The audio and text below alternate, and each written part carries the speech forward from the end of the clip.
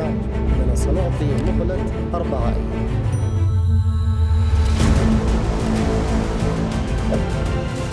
Middle east में हालिया वक्त में जो संघर्ष तेज हुआ है उसके और भड़कने के आसार नजर आ रहे हैं। जी हाँ, दरअसल यमन के प्रधानमंत्री अहमद अबाद बिन मुबारक ने अपने पद से इस्तीफा दे दिया है, जिसे हूती विद्रोहियों के लिए एक बड़ी जीत मानी जा रही है। कहा जा रहा है कि इसके बाद हूती लड़ाके यमन के बाकी हिस्सों पर भी तेजी से कब्जा कर सकते हैं।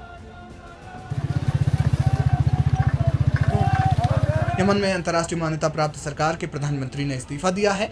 इस सरकार को राष्ट्रपति परिषद या प्रेसिडेंशियल लीडरशिप कहा जाता है। सरकार का यमन के कुछ हिस्सों पर प्रभाव है, लेकिन एक बड़े हिस्से पर हूती विद्रोहियों का कब्जा है। ऐसे में मान्यता प्राप्त सरकार में प्रधानमंत्री का इस्तीफा हूती विद्रोहियों के लिए एक बड़ी जीत मानी जा रही है। कहा जाता है कि अहमद अबाद बिन मुबारक सऊदी समर्थक थे। वे प्रेसिडेंशियल लीडरशिप के प्रमुख रशद अल अलीमी के साथ महीनों से तीखे विवादों में फंसे हुए थे। इस्तीफा देते हुए उन्होंने कहा कि वे अपनी शक्तियों का पूरी तरह से इस्तेमाल नहीं कर पा रहे हैं। उन्होंने इस्तीफे में कहा कि मैं अपने संवैधानिक शक्तियों का प्रयोग नहीं कर सका और सरकारी संस्थाओं में सुधार या उचित सरकारी परिवर्तनों को लागू करने के लिए आवश्यक निर्णय नहीं ले सका।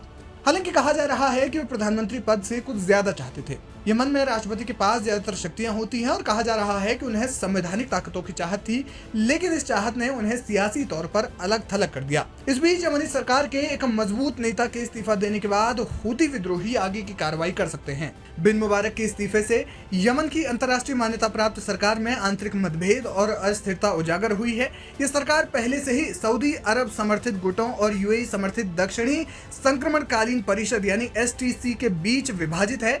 हूती विद्रोही इस विभाजन का लाभ उठाकर अपने नियंत्रण वाले क्षेत्रों में अपनी पकड़ मजबूत कर सकते हैं और विपक्षी गुटों के बीच और असहमति पैदा करने की कोशिश कर सकते हैं। जानकारों का मानना है कि हूती विद्रोही जो पहले से ही यमन के उत्तरी और दक्षिणी हिस्सों पर नियंत्रण रखते हैं, नई सरकार की गठन प्रक्रिया के दौरान सैन्य दबाव बढ़ा सकते हैं। वे रणनीतिक क्षेत्रों में हमले तेज कर सकते हैं या नई सैन्य कार्रवाइयों की योजना बना सकते हैं, जिससे सरकार की नई नेतृत्व टीम पर दबाव बढ़े। इसके अलावा बिन मुबारक के इस्तीफे के बाद हूती विद्रोही अंतर्राष्ट्रीय समुदाय के सक्षम खुद को एक स्थिर और प्रभावी शक्ति के रूप में प्रस्तुत कर सकते हैं।